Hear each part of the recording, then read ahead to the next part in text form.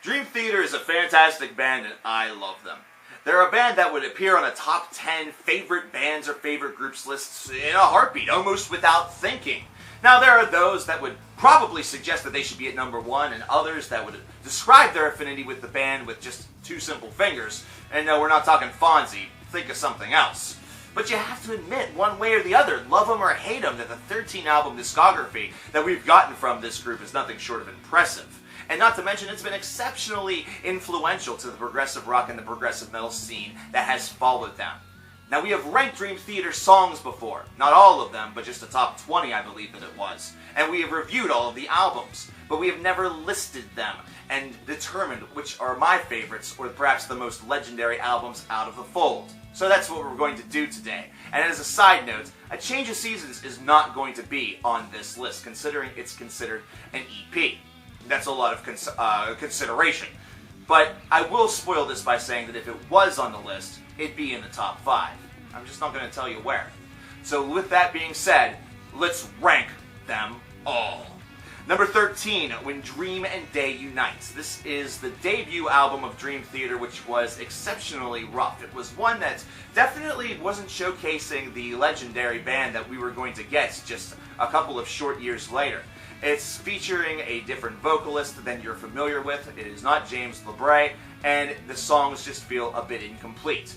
These are tracks that had some great ideas on it, but just did not have the feeling that was necessary in order to make this feel like a real smash. The debut was a dud, but that's okay. Everything afterward would have some sort of value to it. Number 12, The Astonishing. The most recent album from Dream Theater tried to blend a massive concept into a huge musical opus. And what actually happened with that was that we were not really given much time to breathe, and also not left with very much music that felt like it had a lot of memorable content behind it. Instead of getting the lavish solos and the fantastic musicianship that we're used to with the band, we got great musicianship, but the story was kind of just basic. It was very much a normalized, sort of black and white version of what a, conflict is. And the music that surrounded it wasn't exactly the most impressive or the most memorable. All in all, The Astonishing was an album that I initially scored very high, but has plummeted ever since subsequent listenings have occurred. And let me tell you, a subsequent listening hasn't happened for me in about a year, so that really shows you the replayability. Number 11, A Dramatic Turn of Events. This album isn't necessarily bad, it's just one that sort of falls victim to the fact that a lot of other albums by Dream Theater are just a bit better. It's a band that has and features some decent content, but at the same time just sort of feels like an autopilot album. One where the band knows exactly what they're getting into, not to mention with the transition that occurred on this album, it was sort of a proving ground or a testing ground for Mike Mangini. And based off of this, he's definitely passed the test, and we would definitely see the reap the rewards of that a little bit later on. Number 10, Systematic Chaos. Again, not a bad album. In fact, a pretty heavy album. Not their heaviest, but certainly has some bite to it. And it also has a little bit of heart and soul behind it. I like this album considering the package that you get is very compact, and it has a lot of fantastic riffs to really settle it. James's voice right now at this point is starting to get a little bit weaker, but the music is able to really pick him up. So check this one out if you really want to listen to a disc that shows Dream Theater doing sort of what average Dream Theater does. Number 9 is Dream Theater, the self-titled album, the album that we got after A Dramatic Turn of Events. And this is where the showcase of Mike Mangini started to really take a little bit of hold. This is the band all writing together as one unit and really getting the feel for what they're able to accomplish. The band was able to really deliver some fantastic songs on this disc, including a huge epic at the end that nobody really believed was going to have any sort of feeling that was similar to those of the past. Now, you would definitely utter the names of epics of the past, such as The Count of Tuscany or, Octavarium, prior to talking about Illumination Theory, but this is certainly an album that does its best in order to really show that Dream Theater can do all of the things that they were able to do before, and more. After all, they just lost a drummer. It's not like they lost the entire band. Number 8, we have Falling Into Infinity. This is their prog rock album. This is the album where supposedly they sold out. This is also coming off of a 1990s that included albums such as Images of Words and Awake. A group that just decided to do something a little bit different and people sort of panned them for it? That doesn't seem quite right. This album is actually pretty damn good for what it's worth. For prog rock, Dream Theater definitely shows their ability to transition into that boat with, seamlessness. It's easy for them. And it's certainly a sound that they would easily be able to find themselves in once again if they so desired to navigate those roadways. I love songs such as Trail of Tears, and it just shows what this group is able to accomplish. Number 7 is Octavarium, a huge album that has a ton of classic tracks on it, but of course, one of the big things that really stands out, like, an elephant in a room, is that massive epic at the end. Once again, it became the question of, can Dream Theater still do it? Can they still pen massive albums that have just terrific concepts behind them, have the music and the lyrics both feel very powerful and strong? And Octavarium proved that. Octavarium was able to deliver us a lot of power, a lot of just insanity, and also deliver us a little bit of heart at the same time. I love this disc. It's one whose album cover itself feels really classic and timeless, and then the content that you got within it also was able to really seal the deal and deliver the goods. Number 6, we have Black Clouds and Silver Linings, another sort of guilty pleasure album of mine, mostly because you take a look at the lineup on this disc, it's just chock full of stuff that's memorable. Man, and at this point in time, Dream Theater was being seen by some of their peers as sort of just performing on autopilot. But they were also so good at this point in time during the 2000s that an autopilot Dream Theater album wasn't a bad thing. Instead, it was something that was delivering us some great material, and we're going to see that a little bit later on in this list. Fantastic disc that I feel is a bit underappreciated. Go back and listen to it today, and do not sleep on that final track. You know what it is.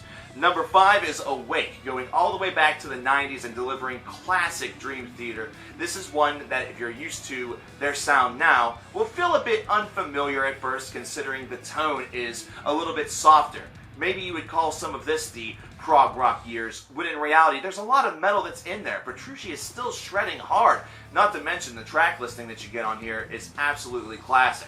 If you have a prog metal fan in your company, there's a good chance he at least knows 3 to 5 tracks off of this album, if he's not able to name the entire discography from heart. Number 4 is Train of Thought. What did I tell you? The 2000s Dream Theater train was actually really good, and Train of Thought followed up a fantastic album that we haven't gotten to yet. This is an album that just shows the heaviness of this group, while also delivering fantastic performances by everybody involved. The keys are sound, the bass is sound, Young's going crazy, and of course you can't forget that John Petrucci is just shredding away, going crazy with his guitar, and these long tracks, each of them, except for one song over the 10-minute mark, they feel like little momentary opuses. They feel like little momentary meetings that you have with the music gods. It's a great album, one that I recommend. Certainly listen to this one. Number 3, Images and Words. Arguably one of the most influential and fantastic progressive albums of all time. This one, in the early 1990s, showed that with the change of a singer, with James LeBray, they were able to, Dream Theater that is, take themselves to the next level. Yes, it did help that they wrote some catchy songs that were able to get some airplay, but at the same time, this was a band that initially was not going to get reviewed in the best ways, but later on, as progressive music started to evolve and the influence started to showcase itself, people realized that this was almost like the launching ground for the next generation. And really, whenever you listen to the record, those that reviewed it poorly, well, they really underappreciated the album. It's fantastic. It has really great balance, not to mention, once again, the performances delivered by all the members show why they're top-notch, high-class musicians that have the pedigree and the education to back up everything that they say and everything that they play. Number 2, 6 Degrees of Inner Turbulence, a double album which was a huge endeavor for the band and one that really does deliver. Not only is Disc 2, which is all 6 Degrees of Inner Turbulence, a fantastic 40-minute excursion, but Disc 1, that was just regular material, was awesome. This was something that delivered some of the stone cold classics that Dream Theater will still play from time to time. Actually, if they're playing a long set, they're definitely going to dig into this well a little bit. Man, oh man. If you listen to this, you also hear some of the most varied material that Dream Theater has ever concocted. listen to the last track off of disc 1 here and not tell me, or try to not tell me, that there isn't a little bit of a Radiohead vibe in there? Really? Wow! It exists, and it's pretty good, darn good. But that leaves only one album. What could it possibly be? I think this is pretty obvious. Metropolis 2, Scenes from a Memory. This was the Dream Theater album that was not only my introduction to the band, but also many people's introduction to perhaps progressive music in general.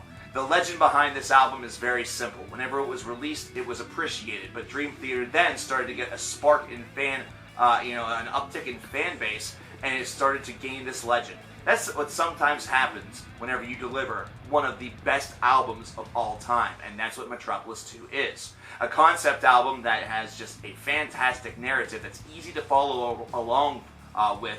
This is also a band this is also an album that contains some of the best performances of their career, especially whenever you get to the second half of this album. This tracks such as The Dance of Eternity, either that or The Spirit Carries On, or Finally Free. These are tracks that will live and be immortalized in progressive metal history as some of the best songs of all time. And the front half of this album is no slouch either. They are fantastic. This is an album where it's impossible, literally impossible, to stop listening to it once you've started. And whenever you have an album that has that kind of appeal, it is absolutely impossible to argue that it is a legend. And it's absolutely impossible, at least in my mind, as of right now, as of 2017 in October, it's impossible to deny that Metropolis 2, Scenes from a Memory, is the best Dream Theater album, and ranked at number 1. There you have it, ladies and gentlemen. Do you agree with this list? If not, let me know your list in the comments below. And hey, if you like these videos and would like to see them continue to get made, maybe drop $1 down in the PayPal link that you see in the description box. That's only if you want to. It definitely would help out. But thanks again. I'm Coverkillernation, and I'll talk to you next time. Take care.